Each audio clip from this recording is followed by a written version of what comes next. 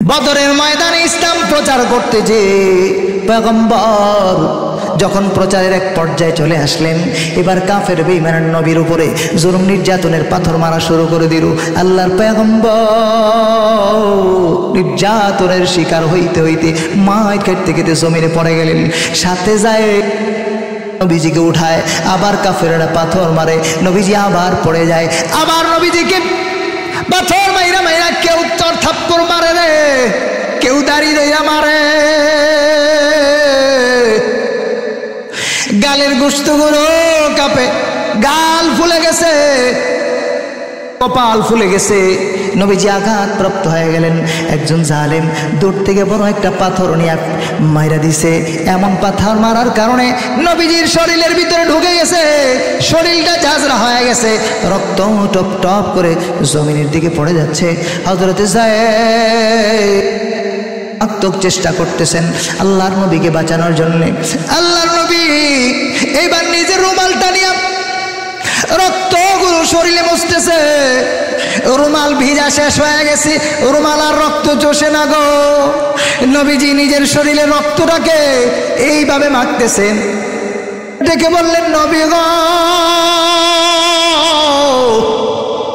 রক্ত যদি শরীরের মধ্যে মাখেন, রক্ত কি আবার শরীরের মধ্যে ঢুকবে নাকি? আল্লাহর নবী বললেন, যায়েদ রে, তুমি তো জানো না শরীরে রক্ত তো আর ঢুকবে না রে যায়েদ। তায়েববাসী তো আমার, জমিন তো আমার চিনে রে যায়েদ। এক ফোঁটা রক্ত যদি আমার শরীরের, এক ফোঁটা রক্ত যদি জমিনে পড়ে যায় রে যায়েদ, জমিনে ভূমিকম্প সৃষ্টি হয়ে যাবে। আমার বন্ধুরা, হঠাৎ করে এক ফোঁটা রক্ত, নবীজি যতই চেষ্টা করে এরপরে বন্ধ হয় না। একটা ফোঁটা রক্ত যখন আস্তে আস্তে জমিনের দিকে চলে যায়, আল্লাহ রাব্বুল আলামিন জিবরাইলকে পাঠিয়ে দিলেন, জিবরাইল তুমি কোথায়? জিবরাইল জবাব দিলেন, ইন্না সিদরাতিল মুনতাহা, আমি তো সাত সিদরাতুল মুনতাহায় মালিক। জিবরাইল তুমি যাও, আমার বন্ধুর শরীরের ফোঁটাটা জমিনে পড়ে যাবে। ও জিবরাইল, আমার বন্ধু তো তায়েববাসীর জন্য বদদোয়া করে নাই, কিন্তু আমার নবীর কষ্ট, এত নির্যাতন আমিও সহ্য করতে পারবো না রে জিবরাইল। এলে জমিন আর স্থির থাকবে না, জমিনে ভূমিকম্প সৃষ্টি হয়ে যাবে রে যায়েদ। জমিনে ভূমিকম্প সৃষ্টি হয়ে গেলে তায়েববাসী ধ্বংস হয়ে যাবে। আল্লাহর পয়গম্বর এর শরীরের রক্তগুলো নেওয়ার জন্য জিবরাইল আলাইহিস সালাম, জিবরাইল তো ফোঁটা পড়ার আগেই জিবরাইল আলাইহিস সালাম জমিনের উপরে রক্তের মাঝখানে নিজের নুরানি পাখাটা বিছায়া দিলেন। আল্লাহ হাবিব মার্কেট থেকে মক্কার দিকে দৌড়ায় দৌড়ায় দৌড়ায়, হঠাৎ করে ডেকে বলে, যায়েদ রে,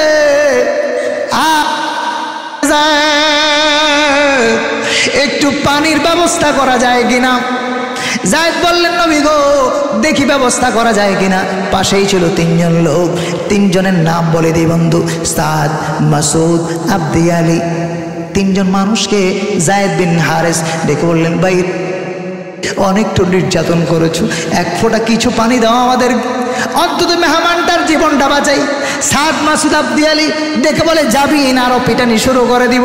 নিরাশ হয়ে রওনা করে রে। এই তিনটা মানুষের পরিণতি কি হয়েছিল আজকে তো বলা যাবে না, লম্বা কথা। আবার যদি আল্লাহ দেয়, এই তিনজন সাদ, মাসুদ, আব্দুল আলীর পরিণতি কেমন হয়েছিল, কিভাবে হয়েছিল, অন্য একদিন শোনাই দিব বন্ধু। এবার নবীজি যখন চলে যাবেন, পাশে আরেকটা লোক দাঁড়ায় ডেকে বলে, যায়েদ রে, একসাথে মোহাম্মদের সাথে ছোটকালে অনেক পরিচয় ছিল, দেখি আমি একটু পানি পান করাইতে পারি কিনা। দৌড়ে চলে গেছে বাড়িতে। বিবি রে, আয় রে বিবি, এমন একজন মানুষ পেয়েছি আজকে, যাকে একটু পানি খাওয়ামু। এমন একটা মানুষ যার চাইতে সুন্দর, যার চাইতে চরিত্রবান, এত ভালো মানুষ এ পর্যন্ত পৃথিবীতে কোনোদিন দেখি নাই। এইবার সাদ, মাসুদ, আব্দি আলী দূর থেকে নজর, কোথায় গেল দেখায়, দেখো ওই লোকটার বাড়ির সামনে এরাও হাজির। আইসা দেখি, কি ব্যাপার, তুমি এখানে কেন? লোকটা ঘর থেকে যখন বের হয়, আস্তে করে একটা চাদর মারা দিয়া বের হয়েছে যেন জায়েদের কাছে পানি দিয়ে দিলে বুঝতে না পারে। কিন্তু মাসুদ আব্দুয়ালি তাকায়া বলে, কি ব্যাপার, তুমি গরমের মধ্যে চাদর পরছো কেন? নিশ্চয়ই কোনো ঝামেলা আছে, কোনো ঝামেলা ছাড়া তুমি চাদর পরতে পারো না। হা হা, চাদরটা খুইলা ফেলায়, তাকায়া দেখে পানি রয়েছে। সঙ্গে সঙ্গে সাদ মাসুদ আব্দুয়ালি পানিগুলো ফেলে দেয়। বন্ধু কে বলেন, আল্লাহ ও মালিক গো, বড় আশায় ছিলাম আল্লাহর নবী রহমতের পয়গম্বর কি কিছুটা পানি খাওয়া হইলেও একটু সান্ত্বনা দিব।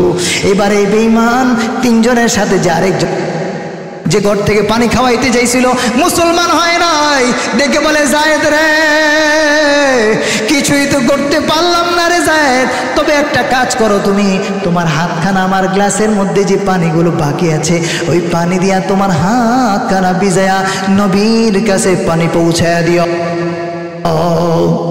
চলুন, আমরা কথা বলতেছিলাম নবী পেগম্বররা দিনের প্রচার যখন করতে যাইতেন তখন এরকম জুলুমের শিকার হইতেন কি হইতেন না?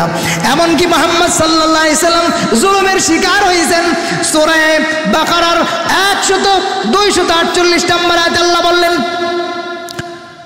পেগম্বর আপনি যখন দাওয়াত দিতে যাবেন, এই বাদশাকে নিয়ে যাবেন, তখন বললেন তোমরা ভয় পেও না, যারা এই তালুতের সাথে থাকবা, বাদশার সাথে থাকবা, তোমরা কুদরতি এমন একটা সিন্ধুক আমি আল্লাহ দান করব যে সিন্ধুকের কোনো গাড়ি নাই। মুসা আলাইহিস সালামকে আল্লাহ রাব্বুল আলামিন একটা সিন্ধুক দান করেছিলেন, পানির মধ্যে ছেড়ে দিয়েছিলেন। স্রোত যায় পূর্ব দিকে, মুসার বাক্স যায় কোন দিকে? আরেকটা বাক্স আল্লাহ তাআলা দান করলেন, এই বাক্স সেই বাক্স।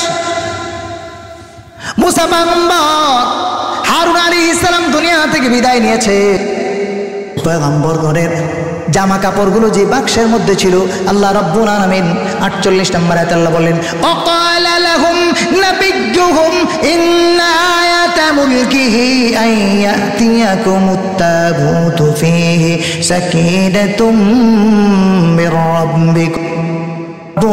জানাই দিলেন, ও শামুন, এই বাদশা তালুতকে যখন বানায় দিলাম তার নিদর্শন কি? তার একটা কারামত দান করলাম, কিছু যোগ্যতা দান করলাম। তাকে যখন নেতা বানায়া তোমরা যুদ্ধের ময়দানে যাইবা, জালুত বাদশার বিরুদ্ধে আন্দোলনে দাঁড়ায়া যাইবা, তো তাকায়া দেখবা আমি রব্বুল আলামিন এমন একটা সিন্ধু তোমাদের দলের সামনে, তোমাদের সৈন্য দলের সামনে আমি আল্লাহ কুদরতিভাবে পাঠায়া দেব। আল্লাহ রাসূলের সাহাবায়ে একরাম নবী করিম সাল্লাল্লাহু আলাইহি সাল্লামের জামানায় আসহাবে সুফফা নবীর কাছে থেকে রাসূল করিম সাল্লাল্লাহু আলাইহি সাল্লামের কাছে থেকে ইলম শিখেছেন। মধ্যে নবীর কাছে থাকার পর টাকা নাই পয়সা নাই রে, নবীর কাছে থাকার কারণে এত দামি হয়ে গেছে। চেহারা নাই, পয়সা পাতি নাই, খানা নাই, দানা নাই। হযরত সাদ বিন আবি ওয়াক্কাস, হযরত বেলাল, টাকা নাই পয়সা নাই, কিন্তু মালিকের কাছে কি পরিমাণ দামি হয়ে গেছে। হযরত সালমান ফার্সি ঘর নাই বাড়ি নাই সব ফেলে রেখে চলে আসছে। হযরত মুআজ বিন জাবাল টাকা নাই পয়সা, নবীজির কাছে শরীক হওয়ার কারণে দ্বীনে ইলম শিখতে শিখতে এতটা দামি হয়ে গেছে। হযরত খাব্বাব রাদিয়াল্লাহু তাআলা আনহু ইলম শিক্ষার কারণে, নবীজির কাছে থাকার কারণে ইলম শিখে শিখে কি পরিমাণ কিছুটা ইলম শিখছেন। হযরতে খাব্বাব রাদিয়াল্লাহু তাআলা আনহু ইলম শিখতে যায়া, দ্বীনের উপরে অটল থাকতে যায়া কি পরিমাণ নির্যাতিত হয়েছেন। খলিফাতুল মুসলিমিন হযরত ওমর, গভীর মনোযোগ দিয়ে শুনবেন, হযরত ওমর রাদিয়াল্লাহু আনহুর সাথে কথা, হঠাৎ করে কাছাকাছি কথা হইলে মানুষের যেমন মুখের গন্ধ আরেকজনের নাকে লেগে যায়। ওমর রাদিয়াল্লাহু আনহু ডাক দিয়ে বললেন, খাব্বাব রে, তোর মুখ থেকে কেমন যেন পোড়া পোড়া গন্ধ বের হয়, তোমার জিহ্বার ভিতরে কেমন যেন টিউমারের মতো দেখা যায়। ওমর ডাক দিয়ে বললেন, খাব্বাব রে, জিহ্বা কেমন? টিউমারের মতো দেখা যায়। খাব্বাব ডাক দিয়ে বলেন, ভাই রে,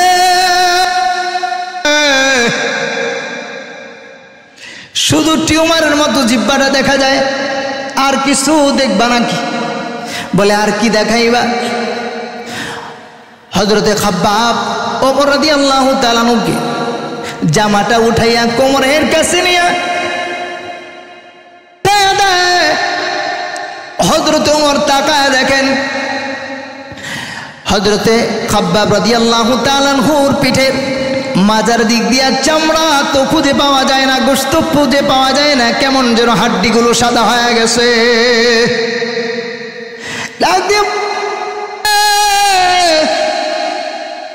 এত বিশ্রী অবস্থা কেমন করে হলো তোর? তোর জিহ্বা কেন স্বাভাবিক না? জিহ্বা কেন টিউমারের মতো মোটা হয়ে গেছে? হযরতে খাব্বাব রাদিয়াল্লাহু আনহু ডেকে বললেন, ভাই ওমর,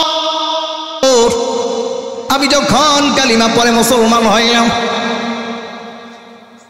কবির মনোযোগ দিয়ে শুনবেন, কালিমা পড়ে মুসলমান হওয়ার পর একদিন যখন আমার মালিক জানতে পারলো আমি মুসলমান হয়ে গেছি, আমার মালিক আমারে দইরা হাত এলাকার লোকজন জড়ো হয়ে গেছে। আমার মালিক বলতেছে, খাব্বাব রে, তুই নাকি মুসলমান হয়ে গেছো? বলে, হ্যাঁ মুসলমান হয়ে গেছি। আর কালিমা পড়তে পারবি না, মুহাম্মদের নাম আমার উচ্চারণ করতে পারবি না? না না, আমি আহাদ বলতে থাকি। এবার আমার এই হাত পা বাইন্দা গরম রোদের নিচে আসমানের জমিনে খোলা আকাশের মধ্যে আমাকে যখন শোয়াই দিস, আমি আহাদ আহাদ বলি, আমার মালিক গরম কয়লার আগুন নিয়ে আসছে। আগুনটা আমার মুখের সামনে আইনা বলে, বারবার বোঝানোর চেষ্টা করতিস যে করেই হোক তুই আহাদ বলা বন্ধ করে দে। আমি বললাম, না না মালিক, তুমি আমার আসল মালিক না। যেই মালিকের উপর একবার ঈমান আনছি গো, যে মালিক আমাকে বানাইছে, মরে যেতে পারি, ঈমান আর ছাড়তে পারবো না। ও বন্ধুরা, এইবার বাজানলে ডাক দিয়ে বলি, ভাই ওমর, আমার মুখের ভিতরে গরম কয়লার আগুনটা যখন ঢুকায় দিল, চাপ হাত আল্লাহর নাম উচ্চারণ করতে না পারি, চাপ দেয়া ধরে আমি যতই আওয়াজ করি, এক পর্যায়ে আগুনের চাপে আমার জিহ্বার রক্ত বের হতে হতে এক পর্যায়ে জিহ্বা থেকে, আমার জিহ্বার ভিতর থেকে বের হয়ে যখন আগুনটা নিভে গেল, তখন আমার আওয়াজ বন্ধ হয়ে গেল। কিন্তু জিহ্বাটা এমন ভাবে পড়ে গিয়েছে রে ওমর, ওই দিন থেকে এক পর্যায়ে আমার আঘাত শুকায় যায়, কিন্তু তখন ওই পোড়ার কারণে যেই পরিমাণ উঁচু হয়ে গিয়েছে এখন পর্যন্ত হয় না। এইবার খলিফাতুল মুসলিমিন হযরত ওমর ডাক দিয়ে বললেন, ভাই ওমর। ওমর ডাক দিয়ে বলতেছেন, খাব্বাব রে, আজকে তো এই ঘটনা শুনলাম, আমি তোমার ভিতর থেকে কেমন যেন পোড়া পোড়া গন্ধ পাইছি। শুধু তা নয়, আমার মনে জান্নাতুল ফেরদাউসের গন্ধ পাই। বলতেছিলাম, রব্বে কারীম বলেছেন এই দিনই প্রচার করার জন্যে এবার পয়গম্বর শিমবিল আলাইহিস সালাম এখনো নবী হন নাই, ওস্তাদের কাছে লেখাপড়া করতেছেন। এই কথা বলার কারণে খাব্বাবের কথা বললাম। এই জন্য মাদ্রাসায় যারা পড়ো অথবা পীরের মুরিদ যারা হয়েছ, কখনো কখনো পীরের কথা অনুযায়ী চলতে যে, হকের উপরে চলতে যে, কখনো জালেমের জুলুমের শিকার হইতে হবে, কখনো জেল জুলুম খাইতে হবে, কখনো চাকরি যাবে, কখনো জিন্দানখানায় বন্দী হতে হবে। পেরেশানির কোনো কারণ নাই। যত নির্যাতনের সম্মুখীন হইবা, যত জালেমের পেরেশানির কোনো কারণ নাই। আবু লাহাব, আবু জাহেল যেমন জাহান্নামী হয়েছে, বেলাল, খাব্বাব রাদিয়াল্লাহু তাআলা যেমন জান্নাতের সুসংবাদ পেয়েছে, তেমনি মুসলমান ইমানদার যারা ইমানের উপরে অটল থাকবে, মাদ্রাসা মসজিদের হকের উপরে জিন্দা রাখার জন্য হক্কানি পীর বুজুর্গের সাথে তালেমের সিলেমের শিকার হলে পেরেশানির কোনো কারণ নাই। রব্বুল আলামিন কুদরতি তার নিয়ামতপূর্ণ জান্নাত দ্বারা তোমাদেরকে ভরপুর করে দিবেন। নেককারদের সহযোগিতা করো। তাআওয়ানু আলাল বিররি ওয়াত তাকওয়া ওয়া লা তাআওয়ানু আলাল ইসমি ওয়াল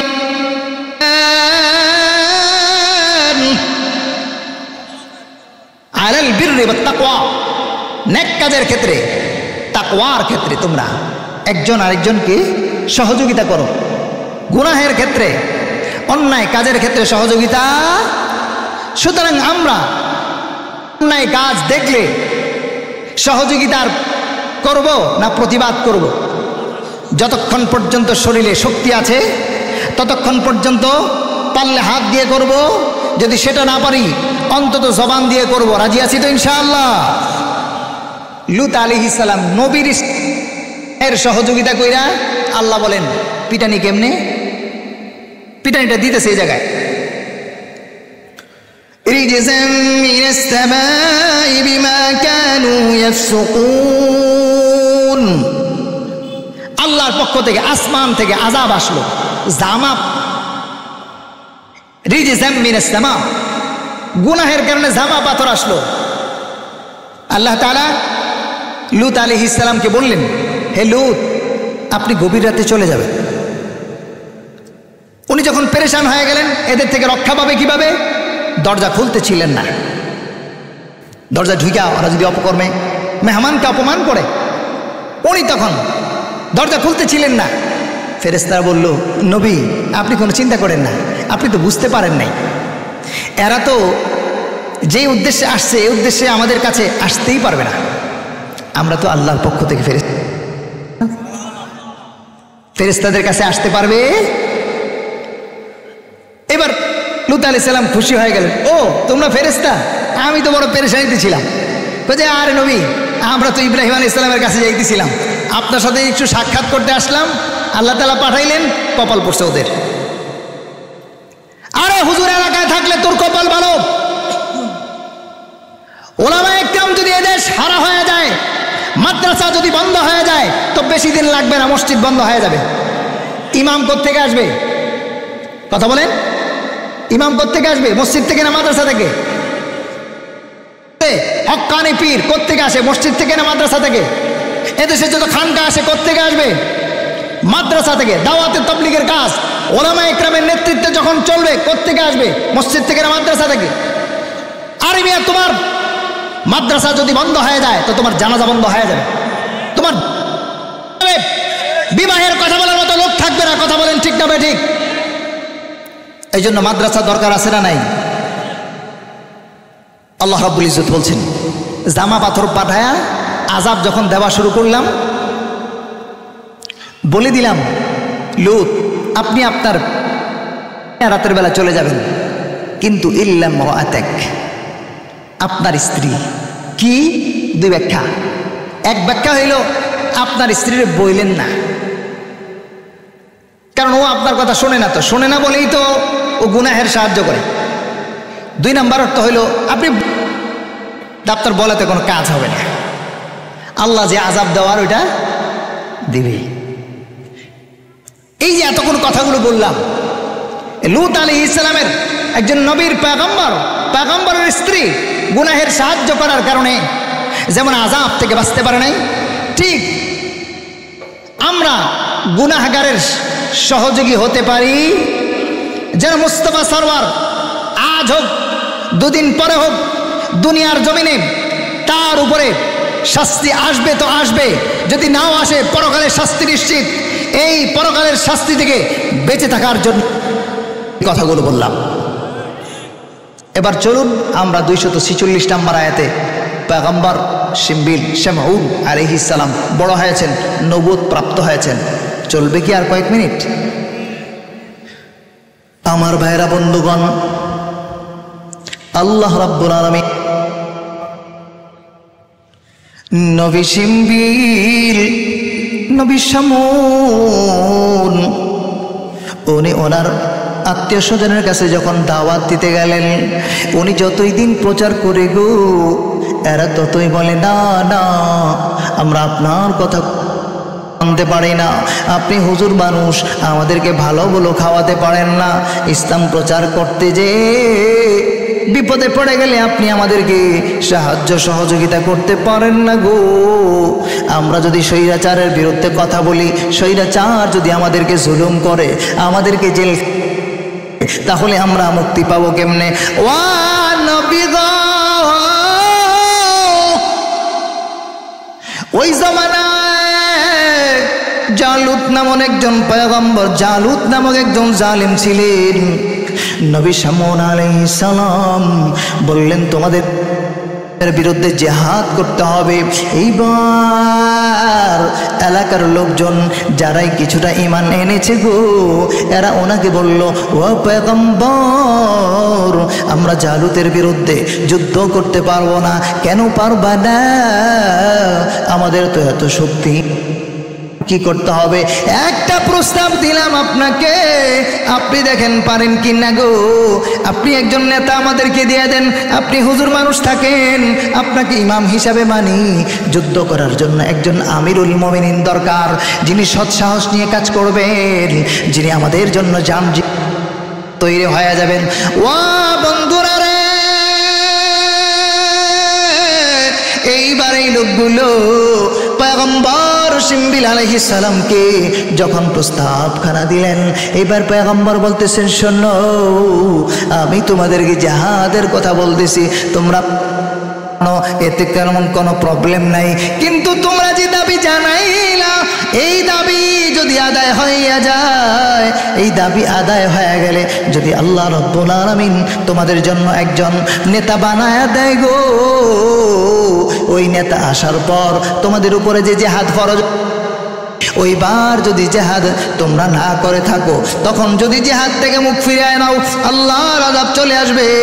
এরা তখন বলে দিল, ফালাম্মা কুতিবা আলাইহিমুল কিতালু তাওয়াল্লাউ ইল্লা ক্বালিলাম মিনহুম, তারা উখরিজনা মিন দিয়ারিনা, কেন আমরা জিহাদ করব না গো? স্বৈরাচার জালেমকে উৎখাত করার জন্য কেন আন্দোলন করব না? ওরা তো আমাদের বাপদাদার বাড়িগুলো দখল করে নিয়েছে, আমাদের ঘর বাড়ি থেকে আমাদেরকে বিতাড়িত করে দিয়েছে। ওয়া আবনাইনা, দাদাকে বাড়িতে থাকতে দেয় নাই, এমন মামলা দিয়েছে, এমন জুলুম করেছে, আমাদের বাপ দাদারা দেশ ছাইরা পালাইতে বাধ্য হয়েছে। কথা বলেন ঠিক না বেঠিক? এই যুগের সাথে কোরআনের মিল আছে না নাই? ওয়াকাদ উখরিজনা মিন দিয়ারিনা, একটাই অপরাধ, কেন কেন রাসূলের পক্ষে কথা বলে, কেন মুসলমান? এই জন্য মায়ানমারের মুসলমান একটা মাত্র অপরাধ, কেন তারা মুসলমান? কথা বলেন ঠিক না বেঠিক? ফিলিস্তিনের মুসলমান কোনো দোষ নাই, নিরপরাধ মুসলমান ছোট্ট শিশুদেরকে মেরে মেরে, আরে ছোট্ট ছোট্ট শিশুদের দিকে তাকালে কলিজা ঠান্ডা হয়ে যায়, দিল ফাইটা যায় রে বন্ধু। কয়েকদিন আগে একজন ফিলিস্তিনের বাচ্চাকে দেখলাম, 4-5 বয়সের বাচ্চা, সব শেষ হয়ে গেছে, ঘর বাড়ি এগুলো পর্যন্ত ভেঙ্গে চুরমার হয়ে গেছে। বাচ্চারা খেলতে গেছিল পাশের, একটু দূরে খেলতে যাওয়ার পর আইসা দেখে পম্পিংয়ে সব নষ্ট হয়ে গেছে। ছোট্ট শিশু জানে না কখন তার বাবা মা ভাই বোন দুনিয়া থেকে। বন্ধু, মুসলমান ভুলে গেলে চলবে না। এরা তখন বলল, আমাদেরকে ঘর থেকে বিতাড়িত করা হয়েছে, আমাদেরকে বাড়ি থেকে বিতাড়িত করা হয়েছে, কেন আমরা যুদ্ধ করব না? ঠিক, কিন্তু যখন তিনি নেতা বানায় দিলেন, এবার প্রেসিডেন্ট বানাবেন, বাদশাহ বানাবেন, মালিকান নুকাতিলা ফি সাবিলিল্লাহ, মালিকুন মানে বাদশাহ। এই বাদশাহ বানাবেন কেমনে? বাদশাহ বানানোর জন্য আবার নির্বাচনের দরকার আছে না নাই? দুনিয়ার সিস্টেমে যদি নির্বাচন দেয়, একদল বলবে তত্ত্বাবধায়ক দাও, আরেক দল বলবে আমরা মানি না। কেন মানো না? আমাদের দলের প্রেসিডেন্ট হয় নাই, এই জন্য আমরা মানি নাই। লাগবে ধাক্কা ধাক্কি। আল্লাহ বলেন এমন একটা সিস্টেম করে দিলাম, কিয়ামত পর্যন্ত নির্বাচন পদ্ধতি হবে, প্রেসিডেন্ট বানাবো আমি, নেতা বানায় এর সাথে সহযোগিতা করার জন্য এমন একটা সিস্টেমে পয়গম্বর, এমন একটা সিস্টেমে বাদশা বানাবো যেটা অতীত ইতিহাসে আল্লাহ কোনো দিন করে নাই। কিয়ামত পর্যন্ত কোনো মানুষের দ্বারা এরকম নির্বাচন করা সম্ভব হবে না। কেমনে করলে? তাফসীরে মাস প্রথম নাম্বার খণ্ড 560 নাম্বার পৃষ্ঠা থেকে 70 নাম্বার পৃষ্ঠা পর্যন্ত পড়বেন। শান নজরুল মুফাসসিরিন কিরাম লিখেছেন, যখন তারা বললেন আমাদের জন্য একজন বাদশা বানাও, পয়গম্বর আল্লাহ রাব্বুল আলামিন সমস্ত পয়গম্বরকে এক একটা কারামত, এক একটা মুজিজা দান করেন। যেমন মুসা আলাইহিস সালামকে একটা লাঠি দান করেছিলেন, শুনছেন কি শোনেন নাই? ঈসা আলাইহিস সালামকে একটা মুজিজা দান করেছিলেন। উনি যখন কোনো কবরের পাশ দিয়ে যায় দাঁড়ায় বলতেন কুম বিজিল্লাহ, দাঁড়ায় যাও, সাথে সাথে মরা মানুষটা দিয়ে দিত। এক এক নবীকে আল্লাহ এক এক মুজিজা দান করেছিলেন। আমাদের নবীর মুজিজা তো চলতেই আছে, ওলামা একরাম বলতেই থাকবে, শুনতেই থাকবেন। আজকে ওই দিকে যাবো না। নবী শামূন, ওনাকেও আল্লাহ একটা মুজিজা দান, একটা মুজিজা হলো মুসা পয়গম্বরের হাতের লাঠি ওনাকে দিয়ে দিলেন। ওই লাঠি এমন লাঠি গো, যেই লাঠি জমিনে ছেড়ে দিলে বিশাল বড় অজগর সব হয়ে যায়। ওই লাঠি জমিনে ছেড়ে দিলে রাস্তা, নদী চিরা রাস্তা হয়ে যায়। ওটা তো এমন বরকতওয়ালা মুজিজা পূর্ণ লাঠি। আলাইহিস সালামের কাছে আল্লাহর পক্ষ থেকে কুদরতিভাবে পৌঁছায় দেওয়া হলো। 2 নম্বরে আরও একটা জিনিস দান করলেন, বাইতুল মুকাদ্দাসে তৎকালীন সময়ে এর আগের যত পয়গম্বর ছিলেন ওই নবীরা এখানে নামাজ আদায় করতেন, বাইতুল মুকাদ্দাসে নামাজ আদায় করতেন, ইমামতি করতেন গো।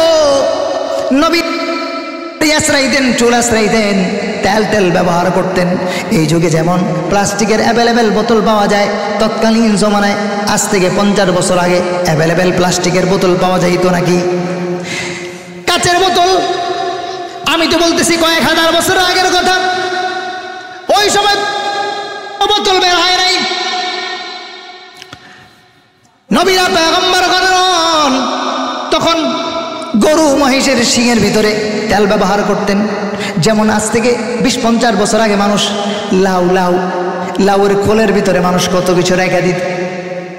নবীরা থাকতেন, তেল ব্যবহার করতেন। কিন্তু তেল তো কয়েক ধরনের আছে। এক তেল হলো সরিষার তেল, আরেকটা হইল পাম অয়েল, আরেকটা হইল নারিকেল তেল। এই তো কয়েকদিন পরে ঠান্ডা যখন পড়বে নারিকেল তেল পাতলা থাকবে না, ঘন একদম বরফ হয়ে যাবে। এটাকে ব্যবহার করা যায় না। সেমন কি আল্লাহ রাব্বুল আলামিন মুজিজা দান করলেন নবীদেরকে। মুজিজার মাধ্যমে আল্লাহ রাব্বুল আলামিন দিন প্রচার করে থাকেন, একটু শ্রেষ্ঠত্ব দান করেন। এইবার নবী শামূনকে আল্লাহ বললেন বাইতুল মুকাদ্দাসে পয়গম্বর তেল ব্যবহার করেছিলেন, ওই তেলটা তুমি নিয়ে নাও। উনি নিলেন, দেখেন যে তেলগুলো কিন্তু জমাট হয়ে গেছে, শীতকাল জমাট হয়ে গেছে। এবার তাই করলো, নিয়ে দেখলেন তেল জমাট। ইলহামের মাধ্যমে অথবা জিবরাইলের মাধ্যমে আল্লাহ পয়গম্বরকে জানাইলেন, পয়গম্বর নেতা নির্বাচন কেমনে করবা গো? নেতা নির্বাচন করার জন্য পদ্ধতি হইল, তুমি দেখবা কোনো লোককে তোমাকে খুঁজতে হবে না। তোমার বাসায় হঠাৎ করে একজন লোক চলে আসবে। ওই লোক আসার পরে তোমার ঘরে ঢোকার পরে যখনই দেখতে পাইবা ওই এই ঠান্ডা তেলটা, জমানো তেলটা যখন দেখবা টকবক করে গলে গেছে, তখনই বুঝতে পারবা আল্লাহর প্রেরিত নেতা তোমার বাড়িতে পৌঁছে গিয়েছে। চলবে নি আর কয়েক মিনিট। পয়গম্বর নির্বাচন কেমনে হলেন, নেতাটা কেমনে হলেন, এই ঘটনাটা শোনার দরকার আছে না নাই? কোরআন থেকে যুগের সাথে যুগে মিলে যাবে বন্ধু। কোরআন থেকে যখন কথা হবে পেরেশানির কোনো কারণ নাই, ধৈর্যের সাথে কথাগুলো শুনতে হবে বন্ধু। এইবার নবী শিমবির ও এলাকার একজন লোক, নাম হলো তলুত। নাম কি? আমার দিকে তাকান, নাম কি? বাচ্চারা কিছু ডিস্টার্ব করবে, ওদিকে তাকায় লাভ নেই। রাত তো মাত্র একখানা, আলোচনা চলবে কয়েক মিনিট। একটা আয়াতের উপরে যে আলোচনা চলতেছে, আল্লাহ রাব্বুল আলামিন এই জালুত স্বৈরাচারী বাদশার পতন ঘটাবেন বাদশা তালুতের মাধ্যমে। কেমনে ঘটনা ঘটলো জানা দরকার আছে না নাই? কিছুদিন আগে তো মানুষ বলাবলি করছিল, ওই নেত্রী রে মরার আগ পর্যন্ত কথা কয় না, মরার আগ পর্যন্ত। বাদশা তালুতের বিরুদ্ধে তৎকালীন জমানার মানুষ কথা বলতে সাহস পায় না, কিন্তু তালুত বাচ্চাটার বয়সটা কত, কার মাধ্যমে কেমনে এই ছোট্ট বাচ্চার মাধ্যমে বড় স্বৈরাচারীর পতন ঘটায় জানো?